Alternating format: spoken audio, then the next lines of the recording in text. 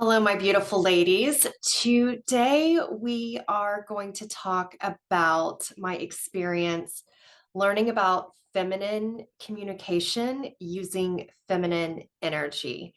And so we've talked previously, my hair, we've talked previously on how to fix your relationship using feminine energy.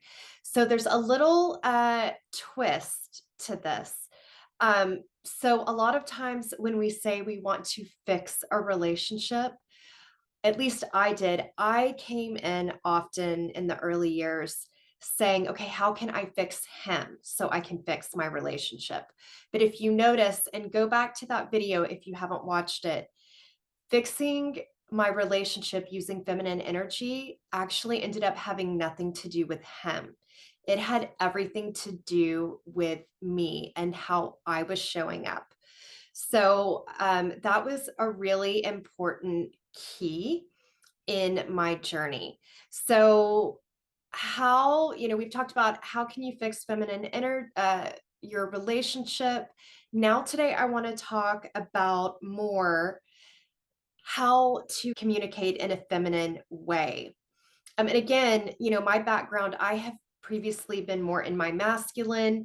I loved this side of myself, but I have found that while that can work really well in certain types of relationships, like working relationships, possibly even relationships with family, and friendship relationships as well, it did not help me or do me any favors in a romantic relationship. And this is where I was hitting a wall and asking, why is what I'm doing not working? Like, why do I feel like we keep missing each other? So, again, the masculine energy is more structured and more rigid, where feminine energy is more soft and more flow. Not doormat behavior, that's wounded feminine energy, but healed feminine energy. You are able to be grounded, but you're able to be soft. So let's dive into some of the things that I learned and experienced. So, the first thing I want to say, and yes, ladies, with feminine communication, I found there is no silver bullet formula. And so you really are going to need to hone in the skills of learning how to be present. Another way I've heard this is be where your feet are and learn how to read the situation and learn how to be aware so you can decide, what does the situation require? Does the situation require words?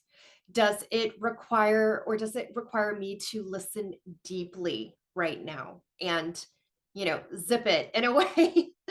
um so does it require words or deep listening? Does it require words or does it require me speaking with my energy? And we're going to be talking more about this fun topic. So I really had, because in the business world, you're trained to speak up, to have ideas, right? To, analyze and evaluate situations and prove your point, right? Make your case. In romantic relationships, I learned that this backfired. And I had to train myself really to unlearn that side of myself, that when there was maybe, like a moment of silence where we weren't talking, I felt the need to bring up a conversation. Do you ever feel this way? And maybe right when my husband gets home, I feel the need to share everything that's happened in my day, right? This requires being able to read the room and read the situation in my romantic relationship. And a lot of times, my initial go to response was to talk first before listening and sharing. So remember that everyone is in their own movie. So my husband where he's at mentally when he comes home may have nothing to do, and he can't be present with me right away. Maybe he's still thinking about that meeting and the points that he brought up in the meeting. Also, everyone has their own, they have their own day movie. They also have their own life movie.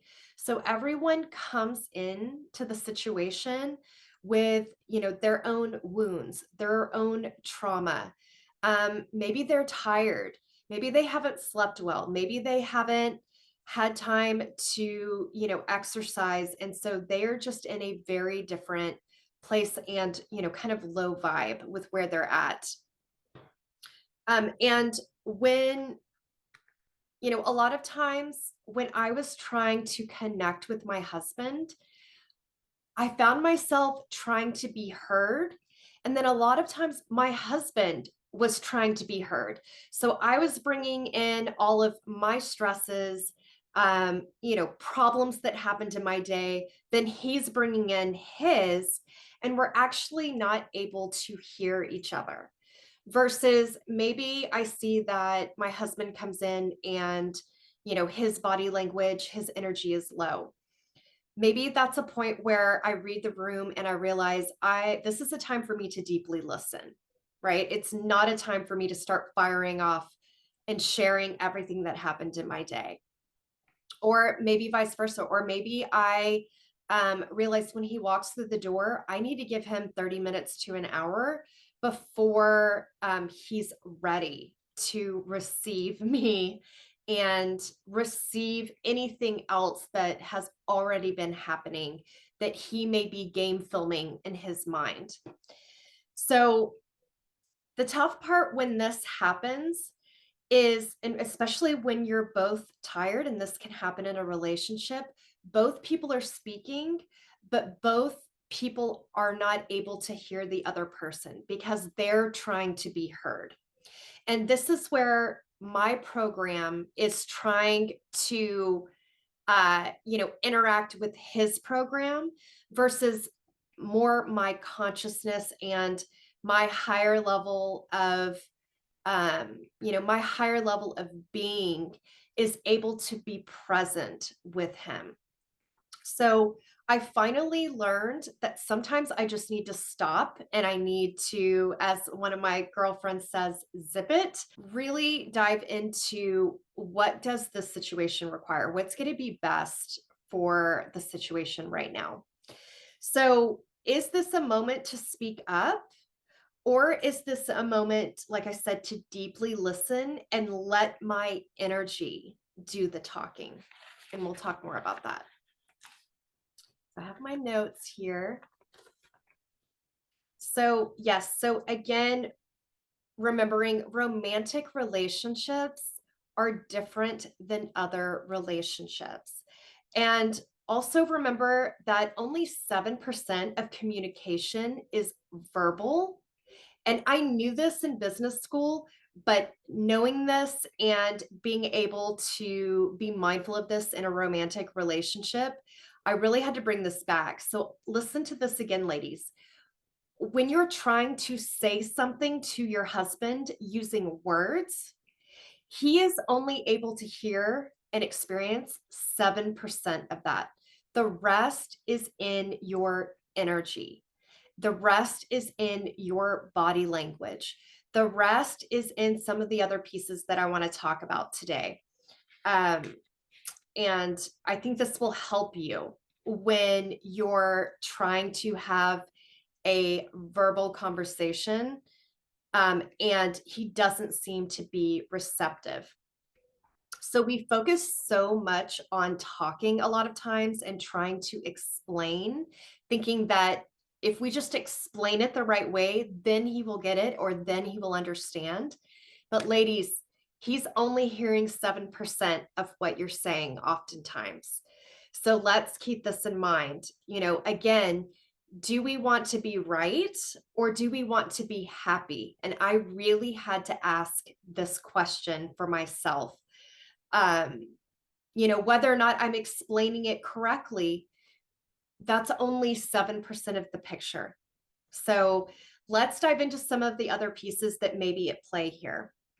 So, number one is my voice. Being mindful when I'm talking to my husband. Is my voice raised? Is it at a higher pitch?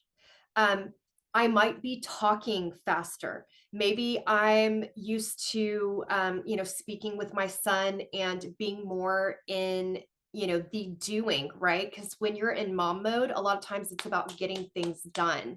So switching from that mode into my feminine mode um, is very, very important. So, if I'm talking fast, I need to make sure that I remember to slow down my speech. Um, and remember, on average, a woman says or thinks 20,000 words a day. So the female brain, whereas on average, men think and speak 6 to 7 thousand words per day. So again, when we're coming at them with all of these words, ladies, a lot of times, as much as we want it to, sink in and be effective, their brain is just not able to process and absorb that many words. So all of this explaining and trying to do it really fast so we can fit it all in and make our point a lot of times works against us. So again, men do not have the capacity to pick up on that much language and that many words coming at them. There may be a situation, and I talked about this in one of my other videos. Even my mom talked about this when she was at home with myself and my sister. A lot of times she wouldn't talk to, another adult all day. And my dad had been at work. And so by the time he gets home, she's so excited. And I've done this before too, where I'm so excited.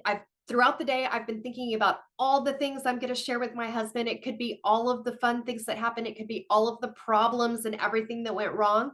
And I end up having this list of 10 to 15 things that I've, gathered throughout the day to share.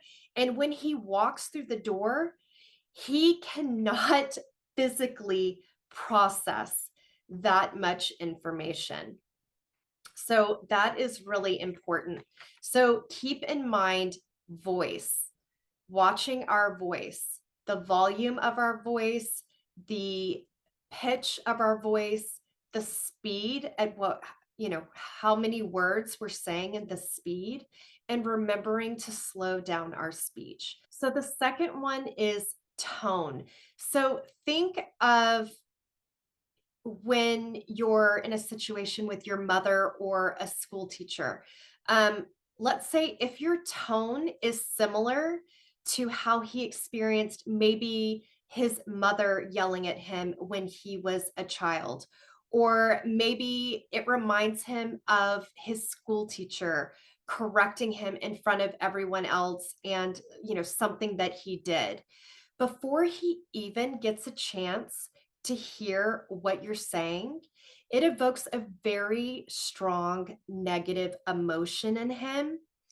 And he may not be able to hear you because of your tone and what it reminds him of. So you could be saying the best thing in the world, but if your tone is coming in at a correcting level, in a correcting tone, and it reminds him of, a time he got in trouble or corrected with his mom or school teacher, he may shut you down and may not even be able to hear what you're trying to say.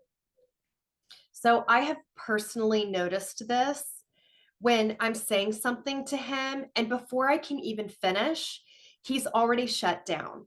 His face gets serious.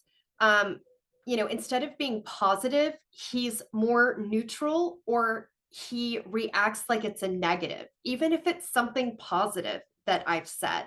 So I've really been watching my tone and how we speak to our children when they've done something wrong.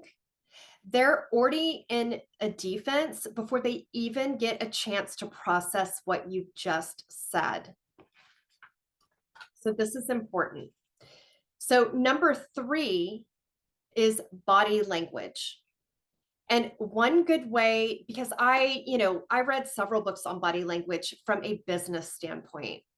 So I was aware of body language in more of a masculine situation, but I've learned one kind of gauge that's really been helpful for me, thinking and being aware of body language in the feminine, is thinking is and being aware, is my heart open or is my heart collapsed? So when I'm coming to my husband, am I coming at him and speaking with him with an open heart? Or am I guarded and my heart is collapsed and I've already decided what I'm not happy about or what I'd like done differently? And I have my armor up and my wall up and I'm on the defense. And my body language, really, my heart is collapsed. So, this is a great gauge I found in romantic relationships. So, again, if you have a high pitch, if you remind him of his school teacher or his mother, even worse, arms are crossed at a certain authoritative way, this can cause him to shut down. So now at work, you probably will need this authoritative voice. But when I get home, I learned that the best thing for my relationship is to drop this. Now, if you're the type of person that doesn't talk a lot, you will need to practice communicating more. So, if you are in that situation, um, learning how to communicate and speak up is going to be important.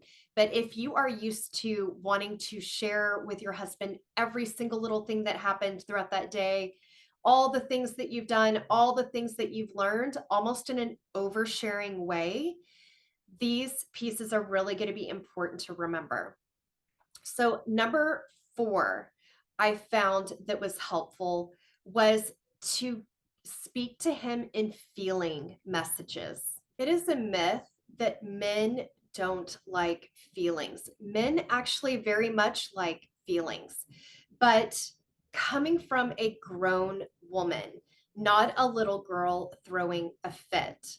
So, learning how to say what you think in feeling messages. So, for example, instead of saying, I don't like this, say something like, it would feel really good if we would do this, and then pause. So, for example, booking a vacation, but maybe you want to do something else, saying, oh, that sounds like a great idea. It would really feel nice to do this, and mention the other thing at maybe some other time, or maybe you do want to do it in that time. So, learning how to speak and feeling messages and what you're desiring and what would feel good versus this is what I would like, or why didn't you do this, or we should do this. Do you see the difference? So, instead of saying we should do this, saying it would feel really nice if we were to go on a date. It would feel really good to go on a vacation and lie by the beach. But making sure, if he is, again, letting the man lead in the relationship, you are the leader of your life, and let him lead in the relationship. So if he's booking a vacation and you're wanting something, it sounds nice, but you're wanting something else, you have the opportunity to say, look, he is planning something. He is making an effort. It might not be exactly what I want, but right now, I'm just going to be grateful and be, just in a thankful space, and thank him for booking this fabulous idea. And I can also say, oh, this, going to the beach is great. I'm so excited. Thank you, babe, for, creating this for us. It would be also really nice, maybe another time, maybe we go to the city and try different restaurants, and pause. You're not making him wrong. You're letting him lead in the relationship. You're showing gratitude and gratefulness for the effort that he's putting in. And you're speaking to him in a way and letting him know what you think in feeling messages. This is really cool, ladies. I have loved this. And I wish I would have thought of this early on in my relationship, but you know, no time like the present. So I'm learning now. um, and so, yeah, you can say, that really, it would really feel nice to do this, and, what he has decided to do or what he's pitched to do. Maybe we can do this at another time. And then put the ball in his court to plan that out. Let him decide. Maybe he hears that something else would be nice and he ends up going with that, or maybe he goes with his original decision and you find ways to have a fabulous time and, pay attention to all the good things that are happening. And it's in his court, and let him decide and plan that out. Don't try to come in and take over and try to control or say, oh, well, that's not right. Just let me plan it, right? Now you're stepping in to the masculine space in the relationship. And, at that point, he may be like, well, I tried to do it. She didn't like what I came up with anyway. She's wanting to do it. So I'm just going to let her do it from now on.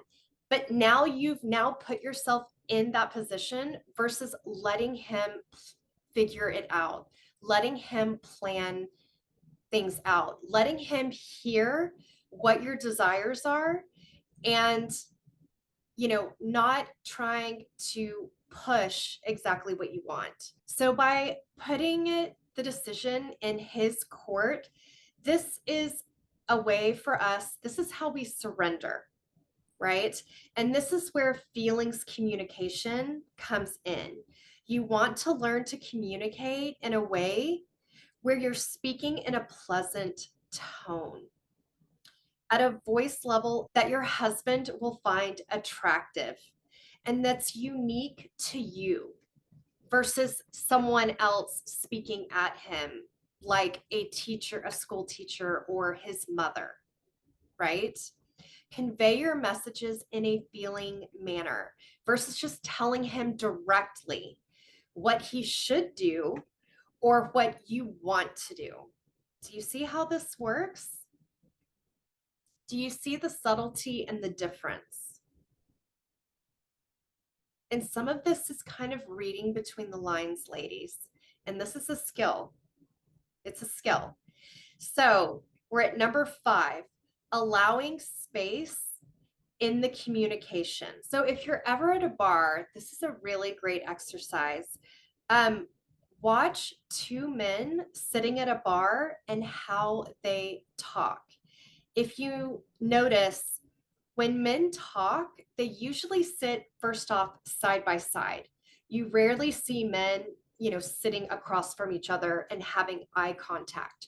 They're next to each other. Notice that when men talk, they do talk, but they don't talk as much as women oftentimes. And how did these conversations go? Well, they'll say, one guy will say something, and then there will be a pause, and then another guy will say something, and then he may make a comment, and then there's a pause, and maybe they're watching the TV. Then another guy will speak a little bit. The next one may say something, or he just pauses to think, and then he responds. So there is a lot of space in communication, but when men are communicating with each other. And this is because of the male brain. The male brain needs space when, speaking and communicating and using the verbal. Remember, going back to that statistic, women think and speak 20,000 words a day, whereas men on average speak or think 6,000 to 7,000. That is a huge difference, ladies. And it's something for us to keep in mind. as we're talking to our partner. So, how can we use feminine energy in our communication? And, what do I mean when I say feminine communication and learning how to be softer versus that authoritative speaking skill that you need in business? But when I come home, I drop that. So, again, reviewing that, we don't want to be doormats, but we do want to keep in mind how men communicate and how men are able to receive information and process. Because you may think, oh, he's just not paying attention to me. No, it's the way that I'm coming at him. It may be my voice, right? With pitch, or if it's raised, or if I'm speaking quickly. It might be my tone. It could be my body language. And the feminine way of looking at body language is my heart when I'm speaking open, or is my heart collapsed? Also, feeling messages. So, speaking and feeling messages is a game changer for me. And the last one, allowing space in the communication. So, I hope this is helpful for you. I've been learning this along the way. It obviously has taken me a while to develop these skills, but for my situation, it has helped our communication so much. It has been life changing. And I'm so grateful that I have come across these concepts and learning about feminine energy. So I hope it's helpful for you. Hopefully, it gives you some ideas. And maybe your husband is more of a talker in the relationship. So, again, this is all, kind of a template, so to speak, that you can pull things that make sense for you and your relationship, and leave the things that do not make sense for your relationship. Again, learning how to be present, ladies, and read the room and read the situation. And what does the situation require right now? Does it require my words, or does it require my energy? All right, I'll catch you in the next one. Bye.